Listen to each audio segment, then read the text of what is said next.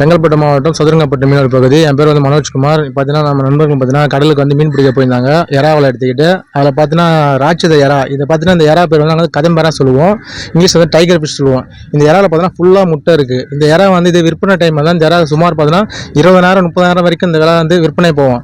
ஆனால் இப்போ வந்து எறா வாங்குறதுல வந்து இந்த எறாவோட மதிப்பு பார்த்தீங்கன்னா ஒரு 3,000 மட்டும் தான் இந்த எறா வந்து எங்களால் விற்பனை பண்ண முடியுது. இதே வந்து எங்களுக்கு மணியோலை கிடைச்சி அதிர்ஷ்டம் கிடைச்சும் லக் இல்லாத போகிற சூழ்நிலையாக இருக்கிறது. பார்த்தீங்கன்னா அந்த சைடில் பார்த்தீங்கன்னா 2 சைடில் வந்து பட்டன் கருப்பாக கரியல்னு இருக்கும். அதை வந்து பார்த்தீங்கன்னா எங்களுக்கு வந்து முட்டை ஃபுல்லாக இருக்குன்னு சொல்லிட்டு எங்களுக்கு தெரியும்.